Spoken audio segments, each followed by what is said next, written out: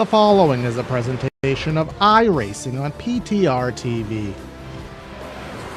We'd like to thank all of our channel partners for their support. Please like and subscribe to the channel, and we hope you enjoy today's broadcast.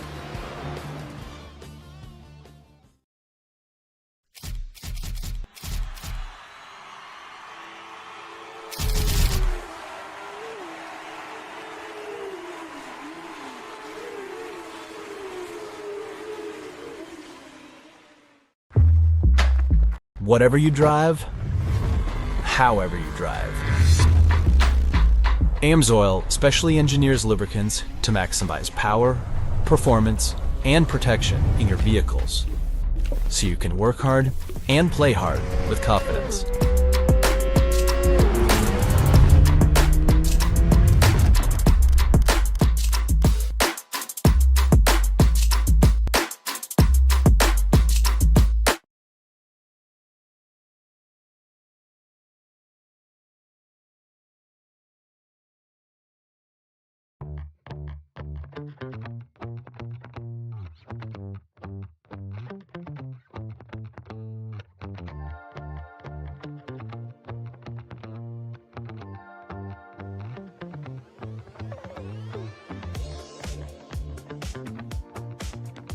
We are about 30 miles away from the famed Chicagoland Speedway in the downtown heart of Chicago.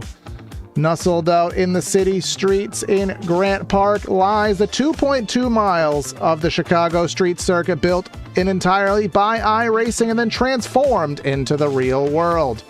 In the last year of its contract, we will see what happens with future real-world schedules, but the Triple Bypass Racing League is going to take their turn here for the first time in their league history to the twists and turns of the city streets. Welcome, everybody, to today's broadcast here on PTR TV. Of course, it's going to be myself, Corey Silva, in the booth with Brad Dalton helping me out with the calls, and I'll be pressing all the buttons, Brad, for tonight's race. Yeah, good morning, good afternoon, good evening, everyone. This is Holler to the Harbor 40 here in Chicago, with the Chicago Dogs, whatever you want to call it. This is a track that I hope gets a lot more love. Columbus Drive, Roosevelt Road, Lakeshore Drive. I mean, it's a fun track, even though it's a very sort of unique thing, but I can't say that I prefer it over other iRacing road courses and over other road courses that NASCAR has visited. But hey, you win some, you lose some. At the end of the day, this is going to be a fun race. There's rumors out there of what's going to happen in 2026, whether they go back to the Chicagoland Oval, according to Carson Hosfar. It's all but confirmed, but also rumors of maybe heading to San Diego. And see there, that's Ty E. Bass. The E stands for something. Why is his middle name so difficult, Brad? He's got to have a middle name that has more words associated with it. The E stands for every time I'm going to hit the concrete, and that's going to be one of the names of the game here is hit the concrete and hit the tire walls here. Not a lot of room, very little runoff room to play with, no margin for mistakes. Yeah, there's like no forgiveness here on this track, and I love it. If you are a IndyCar fan, you of course know the infamous Indy tracks, the Indy road courses that are very, very narrow. Why is everything blanking on me right now? Welcome to Sunday nights. Big Ridge Boys here are today's race sponsors. We'll talk to them a little bit later, but big shout out to them as they are bringing this race to you here.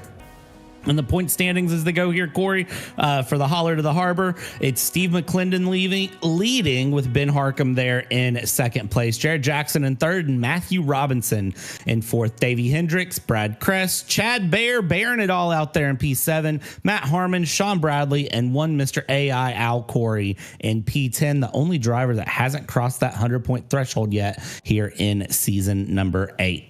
And that is indeed the case here as the qualifying ticker has transformed over. So we will get ready for the grid in just a few moments. I want to thank everyone for tuning in here. But at the time of this recording, 4 subscribers away from 1,700. And if you are one of those few who have not hit that button, we would highly appreciate if you did. Helps us out in our goals and would love to have you along board for more of the rides here. But let's go down trackside with that PTR TV starting lineup here again from the streets of Grant Park.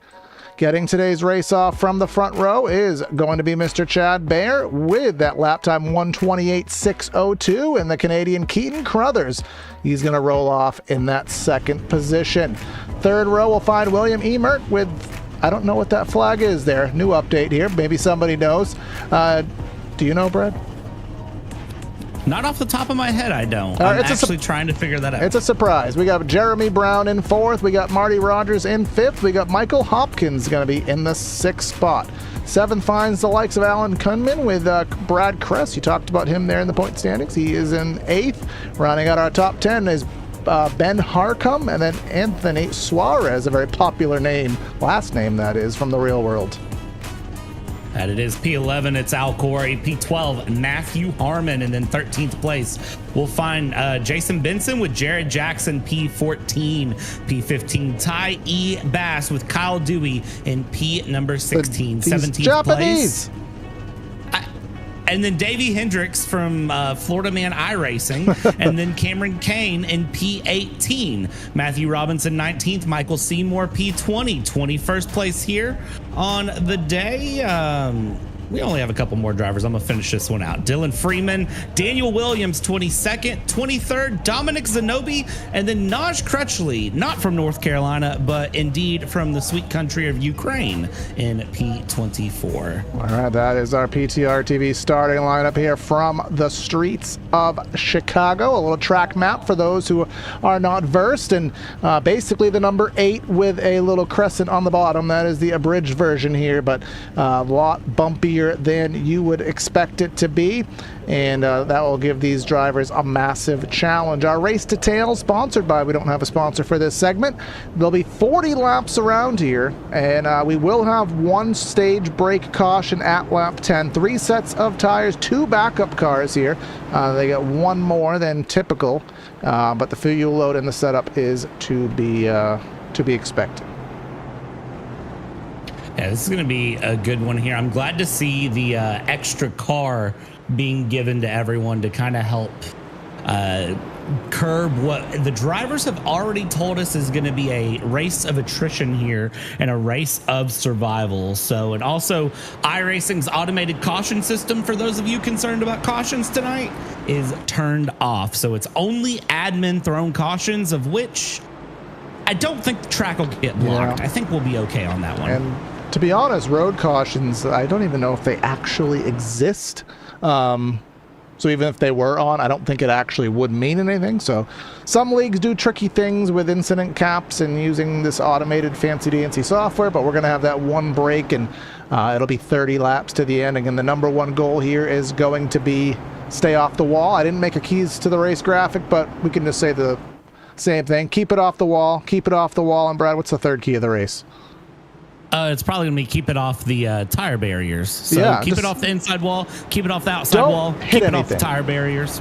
Yeah, just, do the thing where you don't hit the wall, and, you'll be okay. And I think it's St. Pete, or it's not is it St. Petersburg, Florida that I'm thinking of? There's an IndyCar race the Indy there. Road course that we see people slam into concrete barriers all the time. I mean, Monaco is fresh on everybody's mind. You got St. Pete, you got the Indy race at Toronto, and, street circuits all around. Of course, the Miami, it's hard to call that a street circuit the way they have that place dolled up there in Miami. They race outside of Cowboy Stadium, so there is street circuits all amongst the United States. Here you come through the back end of the circuit, where this is that little crescent I was speaking of, where it's very single file to the point where they're basically pacing single file from here from a pure safety perspective. And then you bear to the right here, and I believe 1 more corner, and that'll put us back on the pit straight. Yep, so coming through past the McDonald's signs, take the right onto East. Oop, that was incorrect. No, so that's South Michigan here. going through. So it's a right on East Jackson, and then it should be a right on South Columbus. Yep. And South Columbus is the start-finish straight. Yeah, I am not Mr. Google Maps. I am just the commentator, but the pace car will pull into the safety of pit lane, and believe me, that is the safest place here on the day. The Chicago streets are green flag for the Bypass Racing League. All right, and as we get underway here from the holler to the harbor, into turn one we go, and Chad Bear, a great driver here, is very, very well-versed in road course racing. So Chad Bear tends to win anytime Triple Bypass takes anything to a road course. So don't be surprised if Chad Bear just kind of disappears up front. Back in the back, nobody's been in the car yet that I can see. Everybody kind of settling it in. And you see there's a lot of good action all the way through the field, though. Everybody just settling in single file. But, oh, that's the 33 straight into the wall. Yeah, that's Mr. Kyle Dewey here, and he is doing the wrong thing. Yeah, brakes usually make the car go slow, Kyle. That's just a little life tip for you there. But now the next gen car does have that new braking system physics fancy dancy thing, aka it takes a lap or two to get the brakes up to proper temp before they will start braking at max efficiency. That's why I am terrible at these things. The first couple laps just got to be a little bit easy and get yourself sorted. But this is Dylan Freeman. Took a look here underneath Matt Robinson. This is the tightest corridor here of Chicago. It's on a little 3-lane interchange here. They're crossing back over for the Crescent through the Toyota section. Back to what I call, and Andre used to call the McDonald's drive-through here with those billboards all over. Now he's going to make a dive in a very tight corridor. 31 with a hard dive there to the inside there. Dylan Freeman trying to free his way up in ahead of Matthew Robinson. Let's see how he does here up the inside towards the 34, and now he'll have to settle it in. Who can channel in the Shane Van Gisberg here and just have a great run today? That'll be big because there's a lot of points on the table here in Chicago. So if you do things right, you might get to eat a Chicago dog at the end, have a great run, and swing points in your favor that you may not have otherwise. Because I love it when there's, courses like this that set things off because it proves something different as the 35 is around. That is the Penn State automobile of Daniel Williams. Let's take a gander at what set him astray here. Entering corner number 1. Missed the apex. All seemed fine. He lost it on exit, but plenty of real estate in that area of the track, and he was last. So he will get to recover with minimal issues here. Heading a little bit further up, let's go. This is the end of the top 5. That's Marty Rogers. And someone else astray. That's Mr. Jason Benson. We're going to have a lot of drivers do that today as it stands. Just a lot of small moments here and there that can add up to big differences. And what did Mr. Benson do? Well, going through the fast section of the track here down South Lake Shore. He pulled off a Kyle Busch under braking there and just completely lost the rear end. But kept it out of the tire barrier, listening to what we said. So very clearly did a good job there early on. Yeah, he did just that here. Here we go. This is basically just going to turn into a replay highlight reel, or low light reel, I suppose it should be here, going through the Crescent. Oh, yeah, he got loose through the Crescent. Ouch. And then hard right hand. But, yeah, this is the scary part. There be cars, yo. And he tried to loop it. And let's just keep watching this because I don't think there's too much else going on. I want to know how he turned around. That's the thing I'm really interested in. There you go. He just practices donuts. Unfortunately, he won't be doing donuts for the proper reason, but he got himself situated, which is all you can realistically ask for. And here we go again. Freeman into the wall. Yes, folks, this whole broadcast is just going to be a replay reel. I'm going to go ahead and bet $20 that this is a case of hit the brakes, locked up the front wheels, and just slid into the tire barrier. And magician.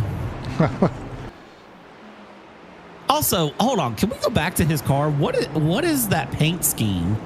Is Jackson and Crest pass each other? Is that Avril Lavigne? Yes, it is. Avril Lavigne new tour. It is. Okay, you know what? I can't say anything negative about that car for the rest of the broadcast. I respect that. Yeah, she's on the hood of that thing, so yeah, go her. Okay. Okay. But other than that, we do have I do have another trigger. This is Dominic Zanobi. He sponsored last week's race, if memory serves. Yeah, he realized he wasn't going to make the corner, and rather than attempting to make the corner and potentially binning it, just decided, nope, I'm just going to turn right, make sure I don't hit the wall too hard, and keep on chugging. Smart move there. Sometimes that is the better option on road courses, is because you end up in this weird situation where you either have to realize you're not going to make the corner and find a way to make the corner, or you commit to not making the corner and hit the runoff area and try to avoid the wall. You sort of end up in a weird, I don't know which is better situation, and that split-second reaction can make or break your race here, as we see a good battle going on here. That's the 023 of Suarez that has showed up to take on Michael Hopkins there, and the number 10 that is painted very much like a certain number 24 car.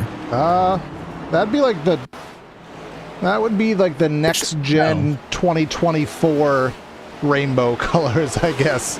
Perhaps I could see that Suarez taking a look there into turn one, just doing the old road course pull out of line. No real intent to make the pass, but pulls out of line just to get him to look, maybe force that guy ahead of you to make that critical mistake, which was not made. Speaking of mistakes, the 34 has made a chronic mistake there. That was a crunch and a half right as we cut forward back.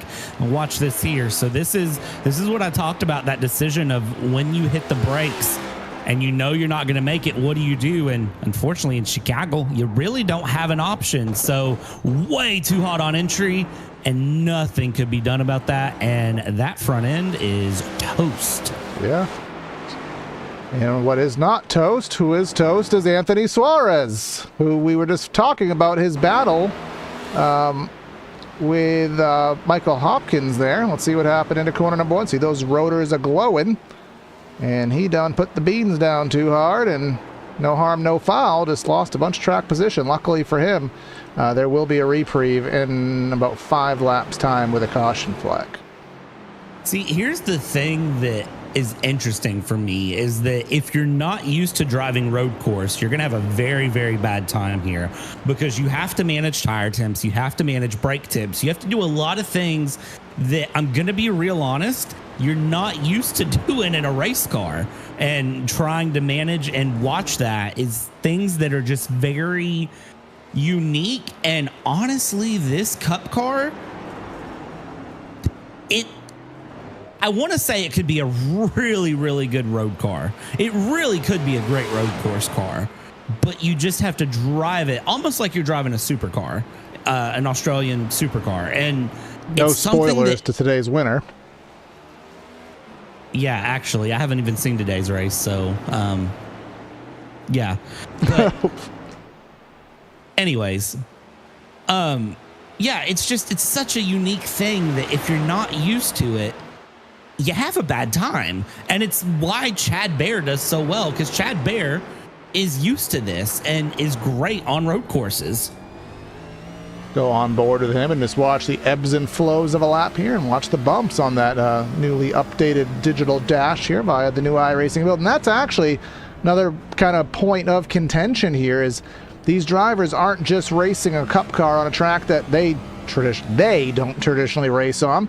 But this car went through a physics overhaul between last week's race and today. So on top of adjusting to the track, you're also learning the nuances of this updated car and everything that goes along with it, kind of giving the double whammy.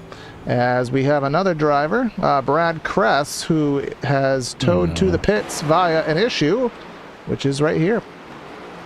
And again, this is a case of hot on the brakes, and yep. Missed the apex, and in that corner of the track, you cannot miss the apex because there's really only about 1.5 feet of wiggle room on the lane there. So luckily that extra lap, that extra backup car will come in handy. And Daniel Williams, I think he was just running that slow. My system triggered me that there may be something going on, but I think he just took the corner that slow. He had an issue earlier on, so don't blame him for there. And that's our race leader just behind him, and even Chad Bear, as fast as he is, he just kind of kissed the concrete on corner exit there. So even he is, undergoing some challenges here today. Yeah, I will be surprised if anyone has what you would describe as a perfect race, Chad Bear included. Chad Bear is going to smack the wall. Chad Bear is going to, miss a breaking point somewhere. The big thing is the consistency of when that happens. It'll be so few and far between for Chad Bear compared to other drivers. And I think that's really is going to be what helps him out there. As you see even a wiggle there on the exit as they go over the bridge down into the Xfinity area. Now we go through the drive-through. I mean, yeah, this is they're on East Congress Plaza as they come through. I thought we were in Macaland, but we're not here. We're through the manufacturer run. But Chad Bear, one of our race sponsors today, and no surprise he's sponsoring a race that I would say he was feeling confident coming into. You think there was an intent behind that? 1,007%. Ty E. Bass is in the pits. The E stands for everybody watch out because I'm about to wreck. Boom. And he did the worst thing you could do there, slammed on the brakes and then cut the wheel. You're better off pumping the brakes and aiming into the runoff there and trying to miss the tire barrier than you are to do that. So that kind of shows you what not to do. Is William Emmert, I believe, no longer has an ice cream car, if I just saw that correctly. Is it because he probably watched the broadcast and heard that we weren't going to talk about it anymore? So he's changed his primary sponsor to A2 Chocolate Milk. Brahms is still there, but he is now cow-oriented, that motor vehicle. Respect. Okay, good choice. Now we've talked about his car on the broadcast, and we won't talk about it anymore, or else I will absolutely get my tiny. Is he using the A2 chocolate milk and the Brahms ice cream to make the world-class milkshake? I guess would be the billion-dollar question. I hope so. Really better be. So I'm going to be upset if there is not a milkshake to be involved. Like a triple chocolate milkshake with some Hershey sauce in there. That'd be good there, as Zenobie in the 30 gets passed by the 31 of Freeman. And I don't even know if I want to call that a pass or if that was just like basically what you would see on a point by. And also, Florida Panthers. I don't know how the Stanley Cups is going, if I should congratulate or be sympathetic towards the Florida Panthers, because I haven't been following the Stanley Cup. Al Corey having issues, not making my namesake feel proud at the moment, but let's see what happens to the number 45 Oldsmobile. On the bind as I might, is slowing down for left-hand corner, locks it up to the Chevrolet. Chevy did a very good job, actually. Chevy and a Ford banner directly next to each other. That's like seeing Coke and Pepsi in the same vending machine. Literally. Also, to give you an update on the Stanley Cup, it looks like the Florida Panthers beat the Oilers there in Game 5. So, looks like the Oilers are on the back foot right now. But I also have not been keeping up with the Stanley Cup very closely. Well, it must be 3-2, otherwise it'd already be over. So, somebody top of the shot just pounded the fence. I didn't quite see who it was. It was a red. That was Emmert. It was a. Was it Emmert? I can't quite tell. It may be a mystery here because I don't want to waste too much of the broadcast by playing the old guessing game. But yeah, somebody had some concrete issues to be sorted out here. Here comes Jeremy Brown. Brad Kress just says, "You go ahead, bro." Brad Kress is one lap in arrears here as we are on lap number 9. So this is coming to lap number 10, and usually you wouldn't think lap traffic and 10 laps at a road course, but as you can see, that is what we're dealing with here on the... Nope, take that back. I always forget that they call it on the start of the lap, not the end. So this is our one and only caution of the event. Yeah, taking that stage break here, it's going to be a reprieve for a lot of drivers. It's going to give them some time, slap some fresh tires on, get an idea of what's going on. Maybe not wreck the car under caution, please. Oh, Seymour has already, that thing is fresh out of Bowman Gray, Michael Seymour's number 87 car. That right front is not right fronting.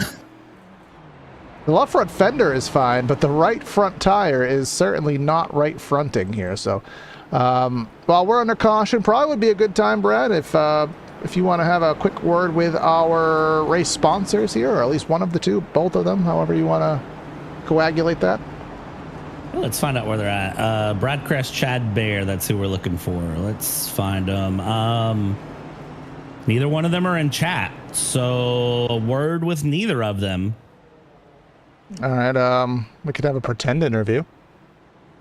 Nah, okay. Hey, Brad Crest, Chad Bear. Can you explain to Corey what a holler is? Oh, I mean, I can't answer. I can't do a fake interview with stuff that I literally don't know what it is here. I'm sorry, I'm just a New Englander boy, but we are. Pardon me. I still can't believe you don't know what a holler is, but I'll let YouTube chat have I know that holler in conversation. Ebonics means, hey, you a pretty chicken, I want you. That's the kind of holler that I know, but there's a different connotation to that in other points of the world and other cultures that I do not know. Your northeastern U.S. basis is showing itself, but I'll forgive you for it. It's okay, because you do know a lot about NASCAR, and I respect it. Yeah, I actually had to tell you why this track was important and why it's on the schedule, so... Which, for those who don't know... the track was important. For those who don't know, end of 2020, iRacing actually came out here middle of the night, got special permissions from Chicago, scanned these streets. 2021, they built this track on the sim. There was a pro invitational race here towards the end of COVID. Real drivers took part in the event on FS1, the Windy City 110, as not the easiest pit lane in the world. You have to make the hardest of right-hand corners to get yourself into the pits. As you can see here, very easy to miss, which I don't know if that's intentional or not, but some guys missed it. But yes, after that Pro Invitational race ended 2021, they announced that they are going to come here for real in 2022. And per some driver feedback from the sim, they decided to make some layout changes here, which I can show you in a little bit. Everyone overcooking their box.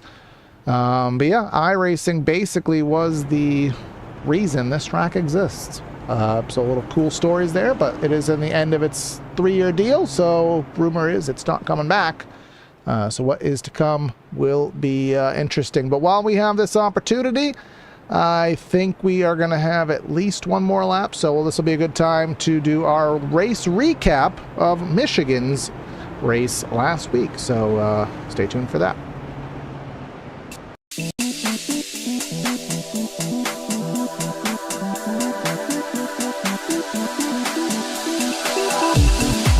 On June 9th, 2025, the Triple Bypass Nichols Oil Pro Series took on the high speeds and long straights of Michigan International Speedway for 85 laps of white-knuckle action. With 3 leaders, 9 lead changes, and 8 cautions that slowed the field for 23 laps, it was a fast-paced event packed with mayhem and drama. The race was sponsored by Dominic Zanobi, and the Stanley Cup Showdown was broadcast live by our friends at Primetime Racing TV. Thanks, Dom. Jeremy Brown in car 46 followed up his victory in the Xfinity Series and pulled off a thrilling victory after charging from deep in the field, 28th on the grid. Brown led just 5 laps, but he made them count. He made a miraculous charge to grab the checkered flag in a heart-pounding finish. Just 0.01 seconds behind him was Jared Jackson in car 12. Starting 10th, Jackson stayed in the hunt all night, managing traffic and restarts with precision. His late push to the front nearly paid off as he came within inches of the win. Finishing third was Ty Bass in car number 2, who had a strong run up front and led 26 laps. Bass showed pace throughout the event, posting his fastest lap at 39.3 seconds on lap 20. He crossed the line only 0.07 seconds behind in a finish that had the top 3 separated by less than a blink. Sean Bradley survived the chaos and came home 4th, and Matt Harmon rounded out the top 5 after climbing from 17th with a clean and steady drive. The final lap of the race had half the field wrecking behind the lead pack, and it was Brown who somehow inched out Jackson for the race victory. Congratulations to Jeremy. We hope you enjoyed this Triple Bypass Nichols Oil Pros Series recap. We'll see you next time.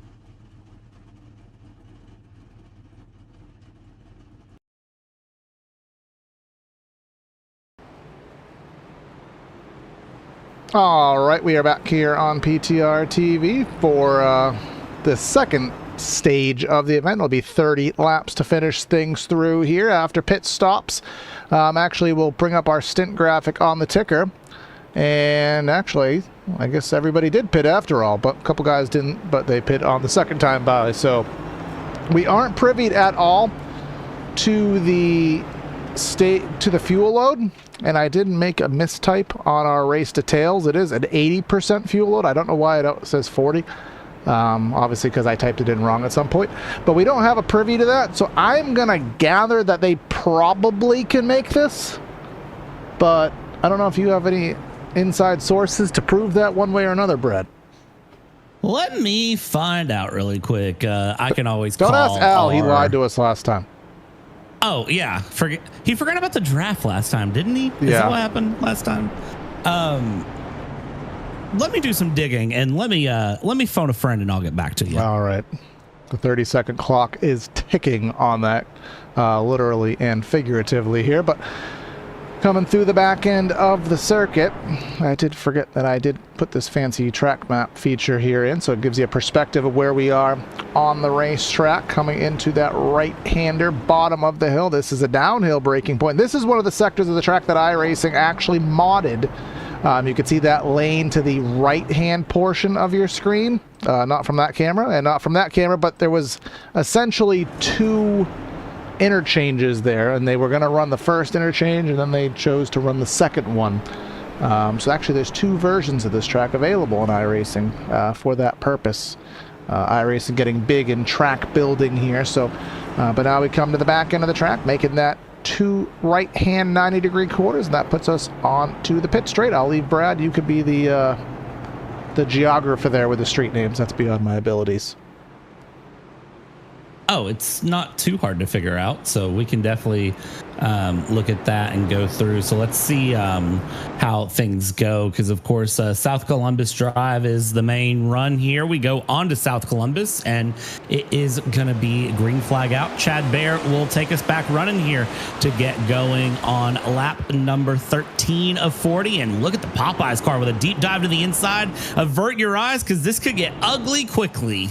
Well, they're giving each other ample space for the time being here, but this is the most stressful part of the race, because this is when they are closest together, and Popeyes just entered the box there, and that chicken may be a little out of shape, but it is probably still pretty tasty. Ben Harcum into the wall there, going through the long right-hander, and now you have that awkward part of the racetrack. Again, 3 lanes through this very narrow sector, hard on the brakes, now on the gas. Get to open things up here. A little bit of a straight before another 90-degree corner.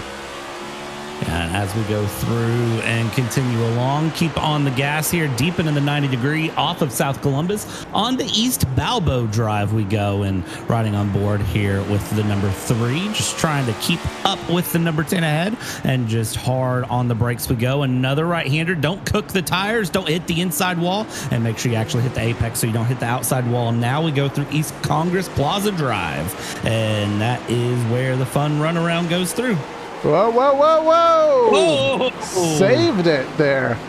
Great bit of driving by Kunman there to save that car through that sector of the track. And it's not even just hitting your line perfectly every time. Another portion of it that is requiring to be done is you have to navigate the bumps the right way. The bumps at certain parts of the track, they will throw you around, and you have to hit them at the right angle so that they throw you where you want to go. Otherwise, they'll throw you into a loop, or they'll throw you into the not even safer barrier, into the concrete.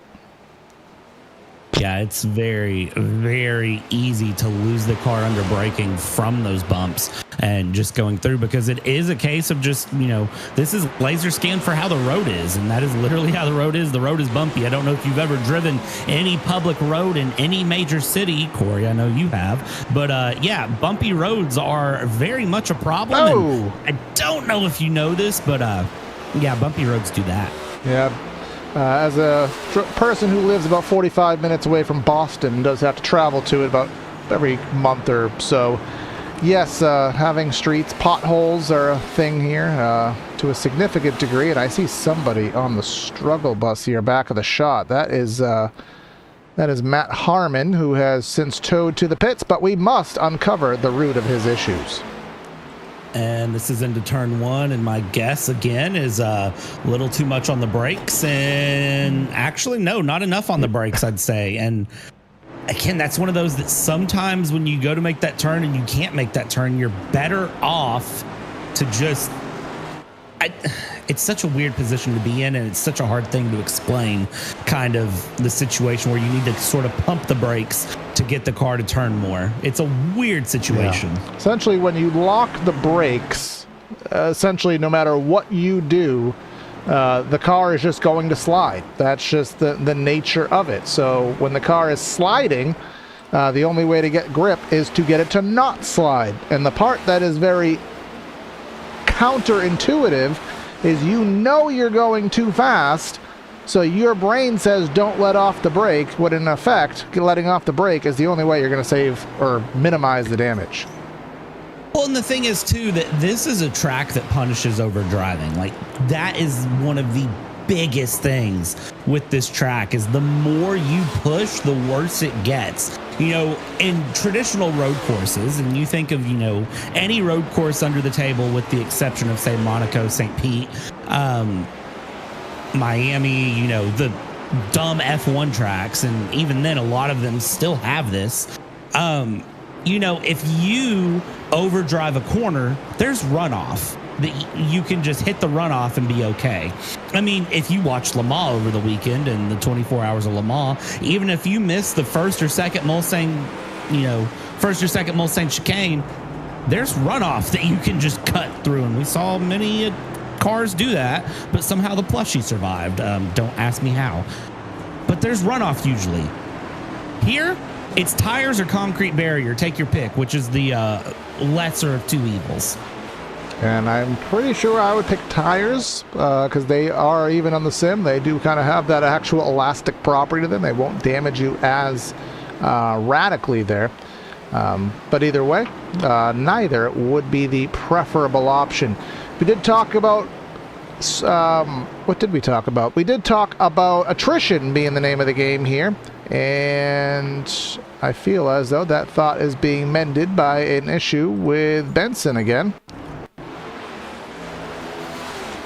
What has happened to Benson here?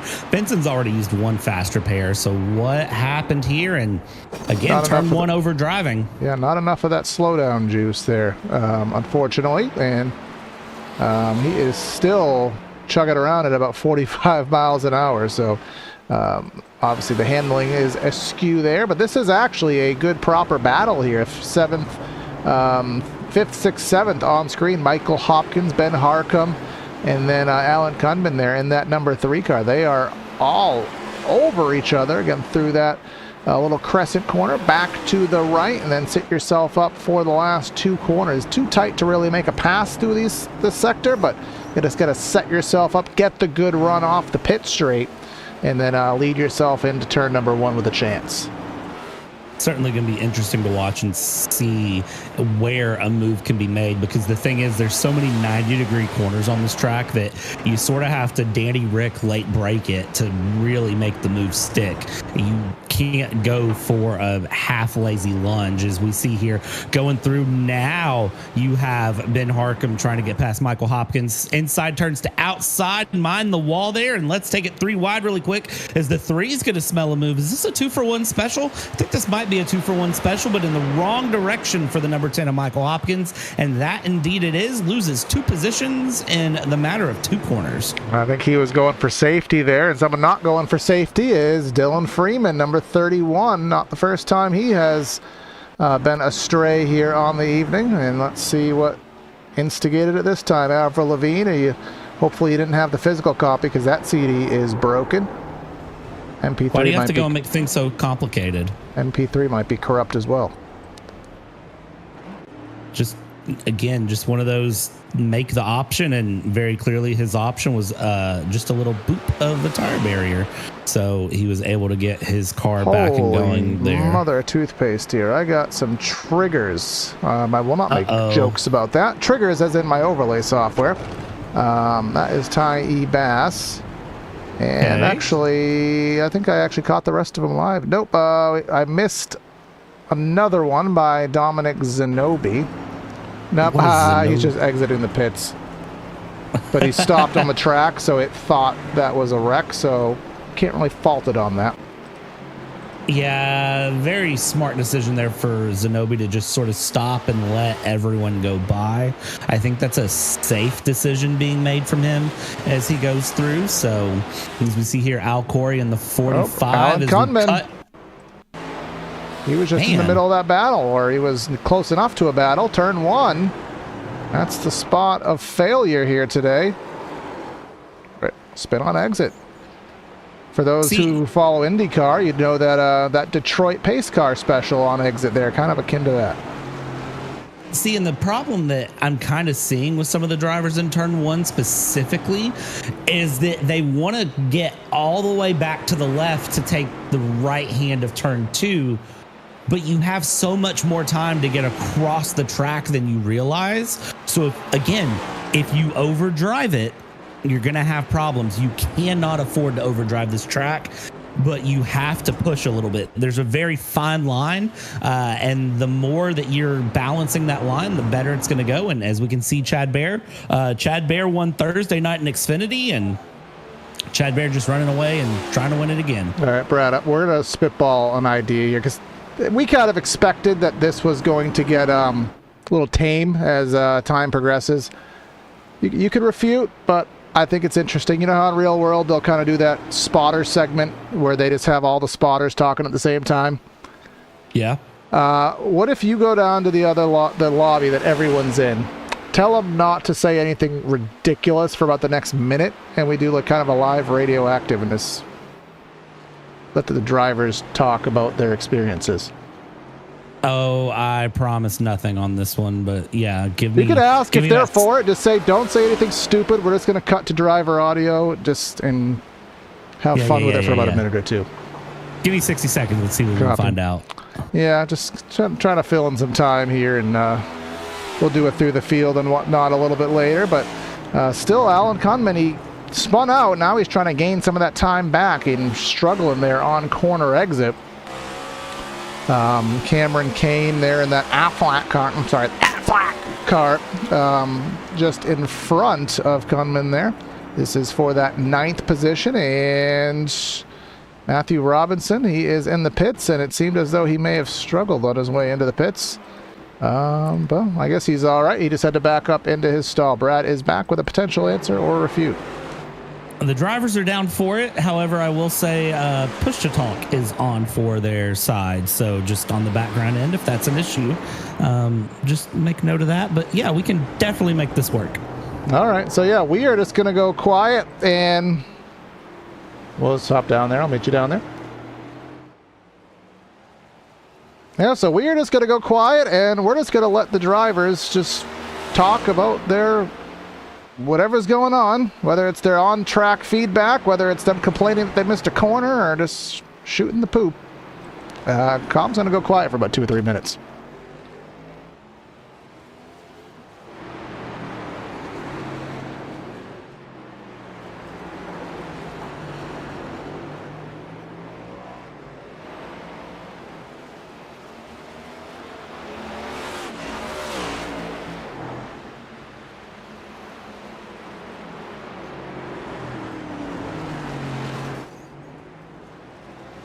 Okay, that was a failure. So, for some reason, it had to be muted when I was down there. I think that may be a server permissions thing. So... That is push to talk. It's so much fun. Wait, I'm forced on push to talk? Everyone is in that channel specifically. Alright, so... when you said that, I thought it was, whatever. I didn't see a big fuss to it. All right, well, that idea didn't work. So I guess we will do a through the field, and we'll drag it out as long as physically possible, I suppose. Leading this thing through, who he's led every lap, I think, here today. We're on lap 20. Yes, he is batting the perfect race thus far. Chad Bear, our race sponsor, and that number at 91. We got Keaton Carruthers in position number 2. He's just best of the rest. Not that far off on pace, mind you. Only about a tenth or two off per lap, but about 2.5 seconds off the lead at the moment. Our not ice cream milk car of William Emert, he is in the 3rd position. Bud Light, it's been canceled in the United States, but not by Marty Rogers. He's driving that Bud Light car, and he's denting the can there live on camera. Ben Harcum ruining our through the field here. The Popeyes car has slipped in the grease. So now, through the field, we'll continue with Michael Hopkins in 5th. Jared Jackson running in 6th. Cameron Kane running in 7th. Ben Harcum now into 8th. 9th we find Anthony Suarez, and then Al Corey, our big boss man, in 10th. And before you carry on with yours there, Brad, let's just see what happened to Ben. Get the replay here of what happened to Ben Harcum as he's going. Not sure what happened to him there. I can't actually see it. That was very early, right at the braking zone, that thing broke sideways on him. But very unfortunate there for him. But that was, we got to Al Corey in 10th, so we'll leave you to finish things out, Brad. Yeah, going from Al Corey in P10, it's going to be P11, the 46 of Jeremy B. Brown. And then from there, looking through on my side, P12 of Dylan Freeman, number 31. We've talked about him a few times, and I'm sure we'll continue to talk about him a little bit more here and there. Marty Rogers and Jared Jackson, it looks like something might have just happened to them. Yep.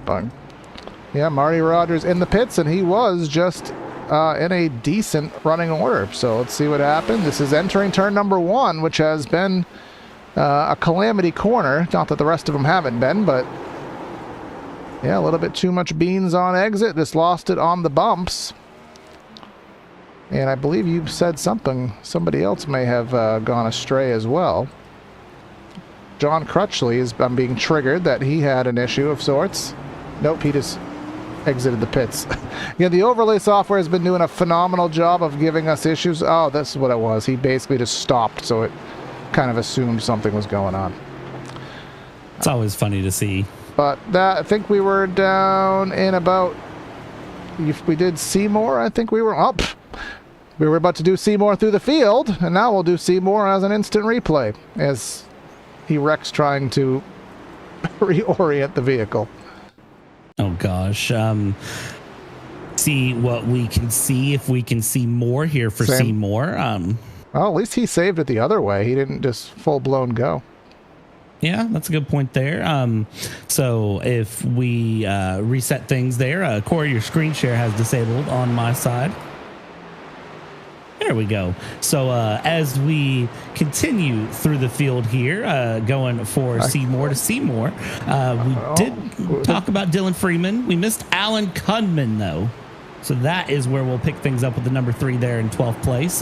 Down 7 places on the day, trying to hold on to it. Michael Seymour up 7 places on the day, though, just to rotate that through as pit stops are well and underway here with 18 laps to go. So Ty Bass, the E is for extremely in love with a concrete wall and does not like having a single straight body panel on that car at all in Chicago. And then 17th will be Brad Kress and the rival oil company to our series sponsor with AMSOIL. We got Matt Robinson in 18th, and then Daniel Williams. He's had a loop-de-doop, as most of them have at this point. Our Florida Panthers last week's sponsor, Dominic Zanobi, in 20th, and then Mr. Benson in 21st. Out of the race, Matt Harmon and Kyle Dewey. That is the 23 starters here this evening. Up front with now 17 laps to go. It tells me, and I still said it wrong. Chad Baer has extended that lead. It was 2.5 seconds, and someone just went around and behind. That was Alan Cudman, who he was mid-teens, and his race went from bad to worse real quick. And what happened to the Flow Racing number 3 here? Well, that is just too much throttle too early on exit, and send the front of the car to the back of the car. Indeed the case here, and let's just kind of go through some things. You were really getting at me there, and I just didn't look at Discord. That is my bad.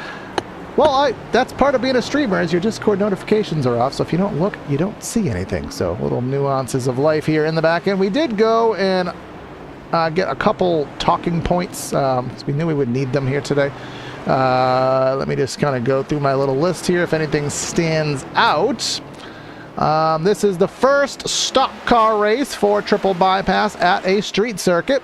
So that is a fact, as we have an actual battle, a live battle, not a tape-delayed battle. Ooh. As I think that's Somebody Al Corey. No, it's not. Oh, what in the heavens is going on here? We have Naj Crutchley just absolutely locked it up there, right in front of that battle.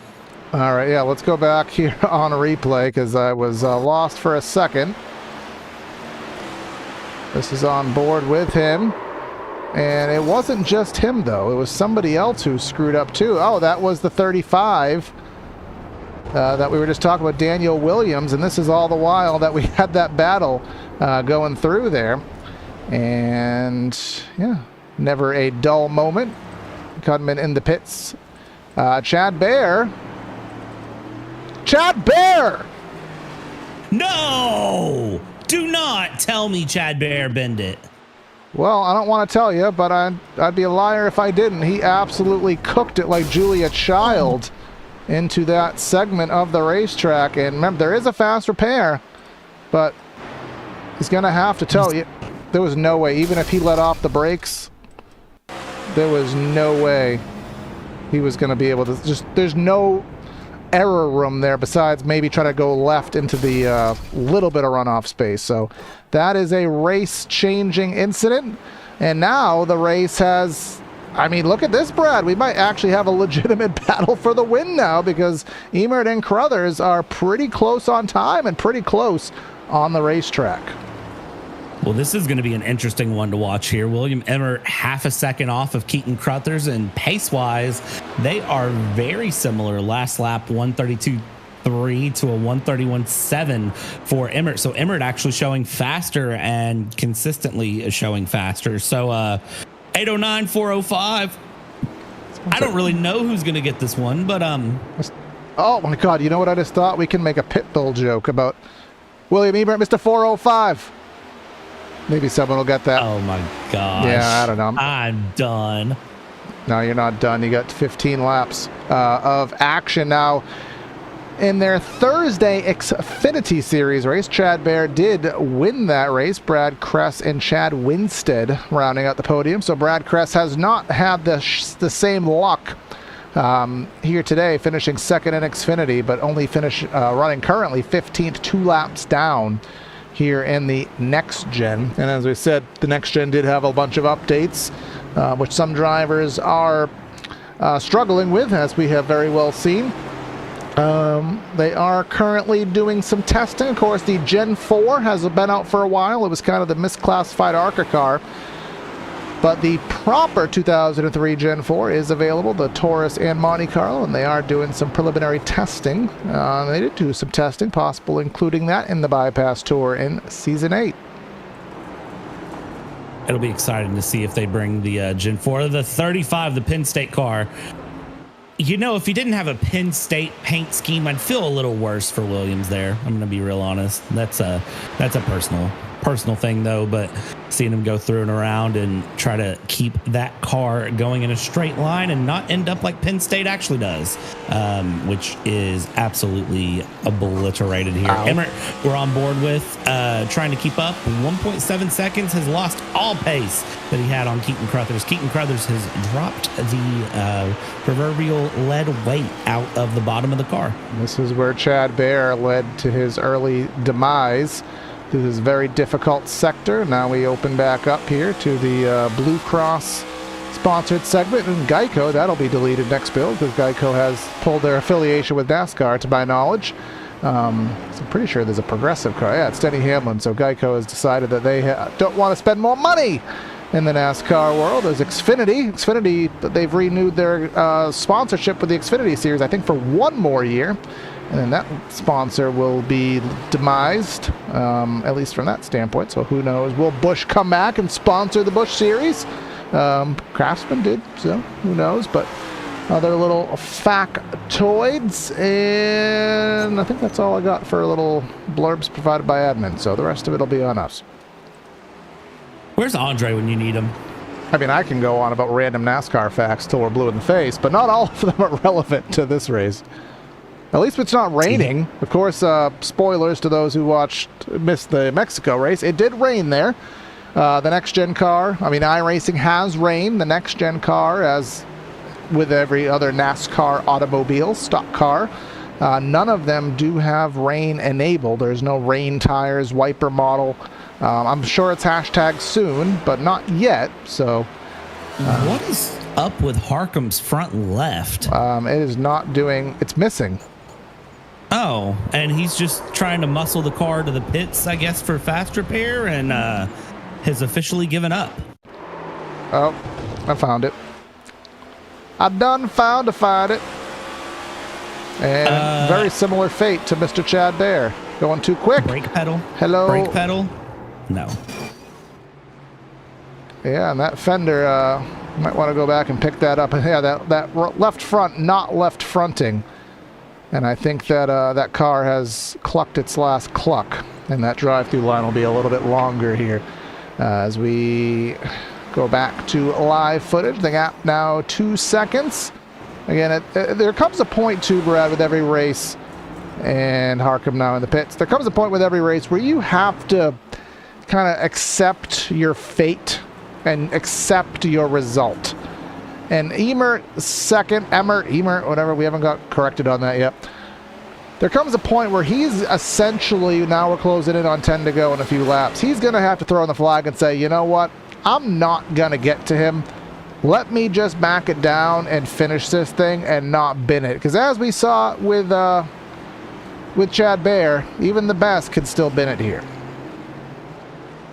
And again, it's one of those things of you overdrive the track and you're going to feel it. You have to dial it back. But then you end up in this weird thing where if a driver tries to dial it back artificially, they make more mistakes and they make more errors. And I almost wonder if that's not what we saw with Chad Bear, was Chad Bear, trying to push himself backwards and causing that error, because we've seen many a driver do that where they get told like, hey, you need to slow down, you need to calm down, you don't have to drive it as hard, and then they drive it that hard and it's just absolutely a disaster. They wreck it because they got out of the rhythm, out of the routine. And I'm almost curious to see Chad Bear has to make up a minute. Yeah, he's on the lead lap, so that is impressive. We do have some pit stops here. Harkham and Rodders, we know, because of damage. Anthony Suarez, I'm being triggered that he may have had a faux pas. I'd call that a faux pas. Yeah, I would agree with that. Definitely could have been a lot worse for him here. Let's see what happens. So hard on the brakes, downhill right-hander, and, well, the back end became the front end. Just practicing the burnouts. Was hoping for the win, but might as well get a burnout in now. Well, still going to get a top 10. Essentially, at this point, Dylan Freeman last on the lead lap. He has a 14-second buffer before he will meet the leader. So that is the end of the lead lap. So as long as you stay on the lead lap, you're essentially guaranteed a top 10 here today. So little small points to make yourself feel a little bit better. There's Al Corey closing in on Jared Jackson, heading into that very tight confine. You can see that little lane to the right of the track where the safety vehicles are. They ran that originally. They flip-flopped. They chose to use that outer lane instead of the inner laning, and that was just one of the updates that iRacing helped NASCAR decide in reality as they come through the McDonald's drive-through. Right-hand corner, up and over the train bridge, I believe this is. And then down over to complete another lap. See here, 10 laps to go coming up soon, and it'll be interesting to kind of watch. And you can see how spread out the field is here if you look in the upper right hand of the track map, because that's just kind of, again, that's the nature of this track, is just the variance in pace. Because again, these cars are very unique to drive in a road course situation. You're either very comfortable with it or you're very not. And even looking at some of the last laps back of the shot. No. Ow. He's still going straight, but definitely not an ideal straight. That thing has stopped turning mid-corner.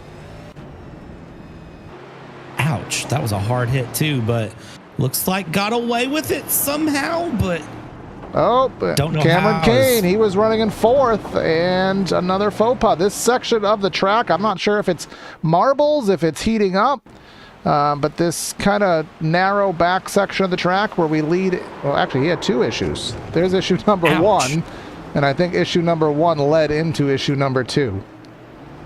See that right front? I think this is just brake wear, tire wear, catching drivers out at this point. You have to remember that fresh tires react a lot better on a track than 30-lap-old tires do at this point. So you've got to just sort of... He's still going. He's in fourth. He doesn't want to bail on this yet. He has not used a fast repair, so he has a 30-second buffer behind him, I believe, from what I'm seeing. Quick fast repairing out. Yeah, he's in sixth now, so now he's dropping back. He's lost that buffer, so he'll fall back to most likely ninth before he falls off the lead lap. So get that fast repair in. Going back to the front, Keaton Carruthers. He is not pulling away. The gap is actually stabilized out at around 2 seconds. So interestingly enough, getting another trigger here. Ty E bet. What does the E stand for this time? Electric slide. Well, that's the gentlest little tap into a wall that he could have had right there. So, and no way to prove this, but if you knew how many replay cuts we did today, I'd give you $100. But that number has been a tall one here. Daniel Williams, did I catch a Daniel Williams wreck? I don't think so.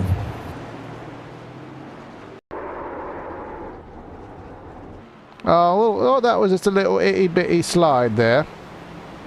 Let's see that right front beat up just like Penn State. And again, back end becomes the front end. A little bit too much oomph mid-corner. So that is his faux pas here as we come down to, we're still on 9 laps to go, and you can see the ebbs and flows of the gap there. I think Carruthers may even have hit the I keep calling it a safer barrier out of force of habit here. May have hit the not Armco, hit the concrete. Wow. It's just Jersey barriers here. I'm missing not what's next. Tech Pro. What have I missed? NASCAR. This is a random stat nobody will care about. This was the Mexico City race. First time. Actually, no, COTA has it. I was going to say the first time NASCAR has ever raced to the track with Tech Pro, but I forgot that COTA has it. The Circuit of the Americas, such an interesting track. I don't know if... That's what I don't know how to feel about, but that's a whole nother controversial topic. Yeah. And we may not be I'm there going to next jump year. to a food question. Oh, well, that's always a topic of conversation. Especially here on PTR TV. Corey, how do you feel about Chicago dogs? I never had one. So a Chicago dog is a frankfurter and a poppy seed bun with yellow mustard, chopped white onions, sweet pickle relish, a dill pickle spear, tomato wedges, pickled sport peppers, and a dash of celery salt. It's also known as being dragged through the garden. I mean, I'm going to get myself yelled at by multiple people, but when it comes to a hot dog, chili cheese dog is the fanciest I'll do, but for the most part, just a stripe of ketchup and I'm good. Chili cheese dog, I can do that. But when a taco turns into a burger with toppings wise, hard pass. So here's my follow-up question to that. Do you like liquid cheese on your hot dog, or do you want just like shredded cheese on your chili cheese dog, or do you want like that good stadium nacho cheese, or do you care either way?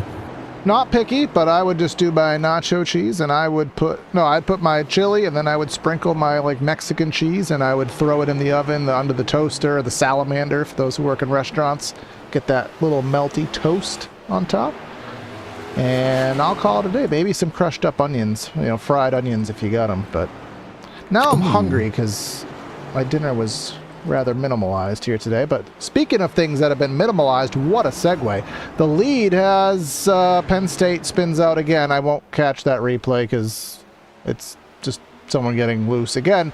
But the gap has gone down to about a second and a half. So I'm not sure. Now it's even lower. So Ice Cream Milkshake Emert has found some pace, or maybe Crothers is losing on the tire wear. Because remember, the tires do wear now, Brad. For the longest time in Next Gen, the tires did not wear. There was a weird tire model issue. The tires wear now. You can see here on the battle tracker and even on the best lap graphic, they're running 2 seconds slower here. It is a big difference too, and I think, again, depending on your road course experience and how much practice you've put in since the next build released, you know, for Emert, this could be a case of was just saving some time, saving some tires to build up, and we're about to have a good 7-lap shootout to the end because the gap's now about to be under a second here with William Emert absolutely pushing the issue. Yeah, in the words of speaking of food, salt and pepper. Push it real good here as the battle does continue here down the front straightaway. As we'll take another lap. Overlays having some issues. We'll get those booted back up in just a second. But this lead battle is hot and heavy. And Brad, it's just perfect timing. If there's one battle in this race, one battle, everything else is spread out, everybody's wrecked, everybody is all over yonder. We have one battle, and we're lucky enough it's the battle for the win.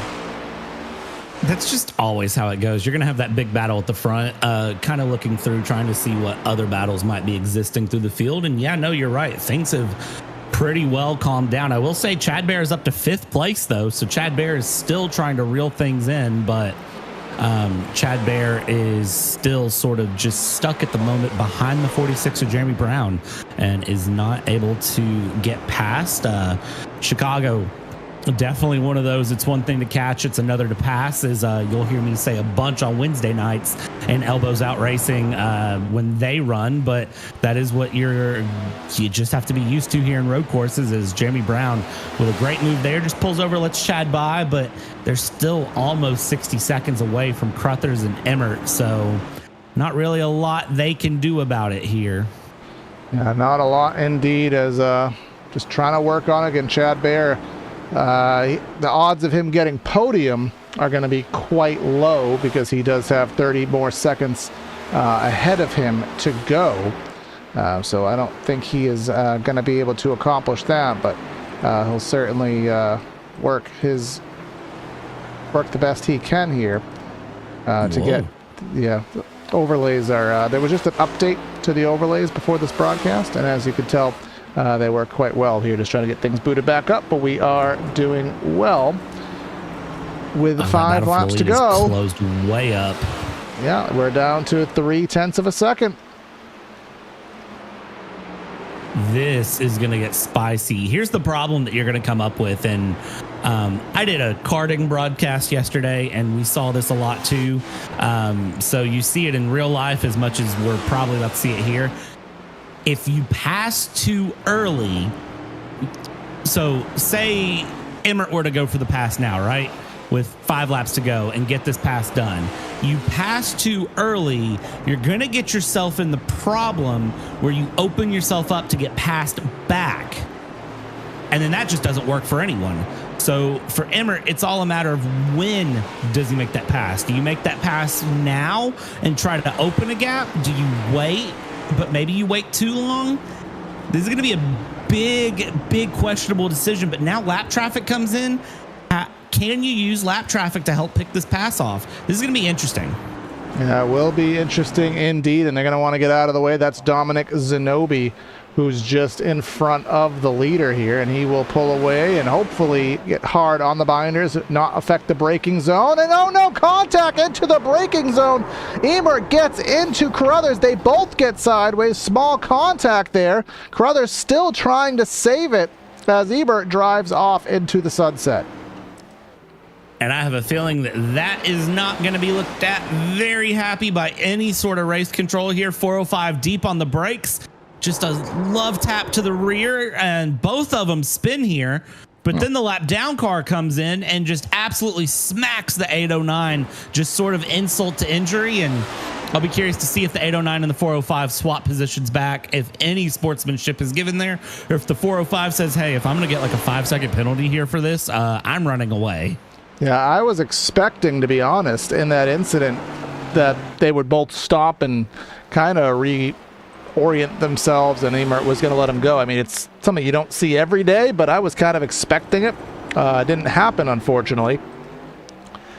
So, again, we'll see how that fares both pre and post race, but either way, for the time being, this is where things stand, and now we have a 12-second gap, first, second. I mean, was he going to get the lead at some point? Yes, that may be the saving grace that Crothers will hold his head on, that, you know, most likely he was going to lose this race anyways, but yeah, now you'll never know if he could have held him off.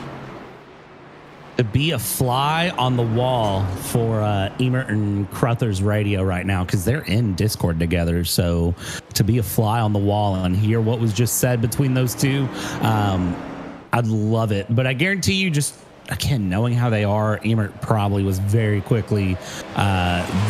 to apologize, but then drove off into the sunset. So let's see how this goes here. 12.5 seconds. It's not makeable, but there's no threat to Crothers from behind, as that has been Harcum in the pits. Brad Kress coming through.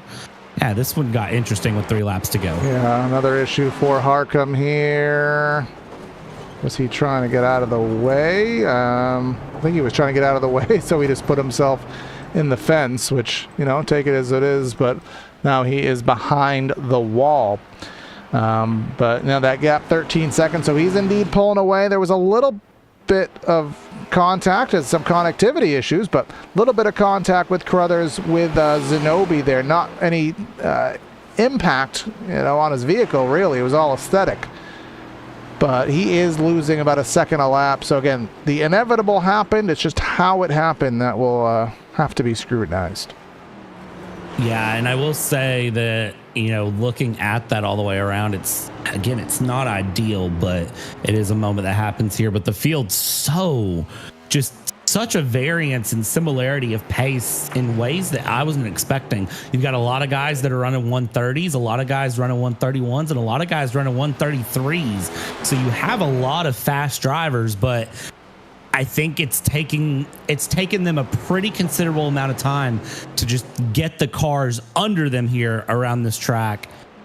And by the time they've all done that, things have spread out. The closest gap I see is 2 seconds between Suarez and Jared Jackson.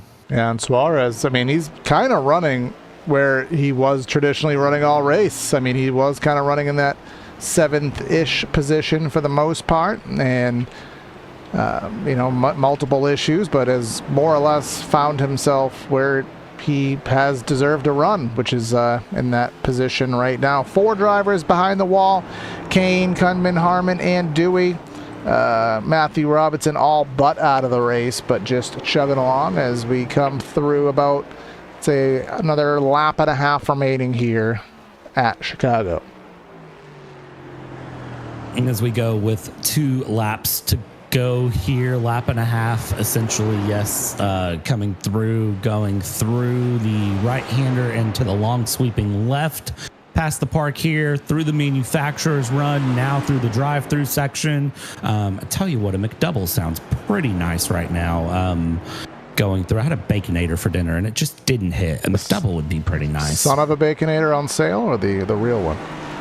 The real one, the app. You have turned me into an app person, and the Wendy's app, as the white flag is out here for Emert. Just so you know, on the app for Father's Day, there was a buy one premium sandwich, get one free. So I got a chicken sandwich for the missus and a Baconator for me. But Son of the Baconator was excluded. Well, I did not think to get that app myself. I ate other places, but apparently we're going to be celebrating with milkshakes, although slightly tainted milkshakes, per everyone's own decision-making here. But coming through the hardest corner of the track, this is what took Chad Bear and a couple drivers out, coming through that first interchange exchange there. Gets through it successfully. A couple more 90-degree corners and a carousel, and we will be all set for victory lane. Yeah, the milkshake brings all the boys to the yard, and Emmert's definitely going to be bringing them to the streets of Chicago here, up over the hill, down. We go from the holler to the harbor here, coming around, and Zenobia will be out of the way, and we'll just allow Emmert to run through just a couple more corners, and a great win here for Emmert to just sort of settle things in, mix things up a bit, and again, make a great milkshake. Yeah, it's coming through the second to last corner, the penultimate corner, up through the McDonald's Bridge, and then down yonder for the final time. The first time the Triple Bypass League has taken to a street circuit, and in a little bit rough fashion, William Emert will get the trophy. The 405, the ice cream shake, gets his first crown of the season. Great win there from Emmert coming through. Albass, it'll be looked at, though. Keaton Crothers in second place. You got to wonder what could have been for that battle for Crothers if there hadn't been a little bit of contact there, and then the insult to injury with the lap down car just tapping him there on exit. Third place here, Michael Hopkins in that bright number 10. Will exit out of the final corner, and not to make things complicated, Avril Lavigne there ahead a lap down, but Michael Hopkins with a great third place, and Chad Bear fighting all the way back up to fourth, was 47 seconds off of the win when it was said and done. Was able to make up 15 seconds in those final few laps. Yeah, utterly impressive there. Makes you wonder the gap he would have had, but it shows even the best of the best are not immune to mistakes here. So we give our congratulations to William Emert, and let's go ahead and start our post-race show here from the streets of Chicago. Getting that win in semi-controversial fashion is going to be William Emert by about a gap of nearly 14 seconds. Then we have Keaton Crothers, Michael Hopkins, Chad Bear. Some drivers still turning live times here. That's why it is moving. Jeremy Brown in fifth, Anthony Suarez in sixth, Jared Jackson, Dylan Freeman, the boss man Al Corey, and Michael Seymour are top 10. Moving on from there, it is P11, Brad Kress, John the Naj Crutchley, Ty E. Bass. The E stands for P13. And then Daniel Williams in 14th. Ben Harcum, P15, Marty Rogers, Jason Benson, Dominic Zenobia, and then all of the drivers from there that didn't finish. Cameron Kane, Matthew Robinson, Kunman, Matt Harmon, and Kyle Dewey will do the last place in P23. All right, and we will head straight to Victory Circle, if the cameras will allow me to. And let's get ourselves queued up and organized here. Mr. Brad, if do we have our peeps ready? Oh, he's already here, so he is ready. So, well, if you got yourself a win here, you were closing in on Keaton, and obviously that way you got by was, I'm sure, unintentional, but puts a little bit of a damper on it. But surely the speed you had, you were to get by him one way or another sooner before this race ended. Yeah, maybe. I was content with getting second. I was a little scared to try to push him there, and then I just kind of lost track of the braking point and saw him slow down and panicked, and we just had some contact. Yeah, obviously it not how you want to go about it, but obviously it happened. So, but just kind of talk about the first street circuit. What was your mentality of being with road courses in general? Are you someone who likes road courses? And if so, or if not, how much more of the challenge was here at the street circuit? I never really liked road courses until I really started trying iRacing, and street circuits are pretty hard. It's a lot less grippy than things, so I'm usually scared the whole time. Yeah, well, next week, I won't say grip will be aplenty. We will be at the Concrete Jungle at Nashville Super Speedway next week. What's the odds that we can do a back-to-back? 1%. It might be called Super Speedway, but I'm pretty sure it's a short track, and that's my least good tracks. Well, 1.3 miles, so that's a topic for a podcast, what that actually qualifies for. But we'll see what you can do, man. Any final shout-outs before we let you go? Just Tech Nichols for sponsoring the series and all the guys in this league. All right, well, congrats on the win here today, and we'll see you next week, man. Well, he's out quick. And now you are up with the bridesmaid here on the evening, Brad. You have Mr. Keaton Crothers. Keaton, it is Brad up here in the booth, man. I gotta ask the $1 million question. That pass there when you got passed by Emmer, and then the tap there from the lap down car. Kind of talk me through that. Yeah, I mean, I think maybe braked a little earlier than he expected. Maybe his tires were a little better than mine. I was having to move my brake point back a little bit, so ran in the back of me, but it is what it is. It's all good. I'm going to ask the $2 million question here, Keaton. So Chad Bear had a very good run until he didn't. Do you think if Chad hadn't have had his moment in the wall, did you have anything to take to him to try to get that win? Absolutely not. No chance there. He was way too fast. I respect that. I respect that answer a lot. And how do you feel about next week coming up? Don't have a lot of experience on that track, but we'll get some practice in this week leading up to it. See what we could do. See if I can do a little better on an oval here for a chance. Awesome, man. Well, anyone you want to thank or shout out before we let you go, the floor is yours. Nah, just thanks you guys for doing this, and thanks for TBP guys for putting this all together. Awesome. Thanks, Keaton. Congrats on P2. Thanks. All right, now very quickly, we got third place here, Michael Hopkins. Michael, you had an up and down day, which was kind of just the par for the course here today, but you found yourself on the podium to round things down. Just kind of summarize how you got that brightly colored number 10 here on the podium. Yeah, definitely just a day, kind of you versus the track, right? So ran my race, tried to keep it clean, kept it clean, just finished where I finished there in third place. Yeah, Twisty Bits Racing, obviously quite accurate here towards what we had here at Chicago. Well, next week we head back to an oval, not a traditional oval, but the Nashville Super Speedway, the 1 1/3 mile concrete track. What's your confidence level heading back to an oval, that one specifically next week? Yeah, been there a couple of times. Not my favorite track. We're certainly going to go out there and do our best there. Try and put that Catamount Solutions Chevy back there up at the top, and maybe talk to you guys next weekend as well. Well, we'll see if that's the case, man. We'll be watching you. Any shout-outs, thanks you want to give before we let you go?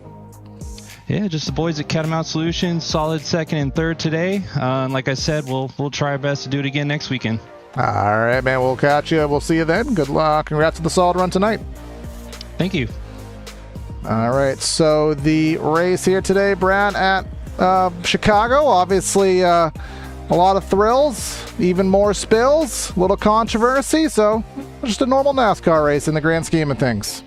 I was about to say it's just NASCAR. What are we talking about it for at this point? This just feels like a traditional Sunday. It was fun, and I'll be interested to see what happens next year. Next year?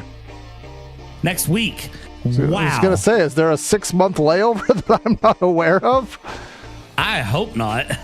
All right, yeah, we don't have quite a 6-month layover, so make sure you stay tuned for next week. And actually, in 2 days' time, we'll be back here with Area on Tuesday and Thursday. Elbows out. I'm not sure on the schedule of that. That's Mr. Brad. But we'll be back next Sunday with more Triple Bypass. Like, share, comment, subscribe. We're very nearly at 1,700. 60% of our viewers are not subscribed. Please help us with that number and hit that button for us. Any final words, Brad, before we sign out? See you. All right. Short, sweet, to the point. I'll go ahead right with them. That's Corey and Brad signing out of the booth. Have a great night, and we'll catch you next time.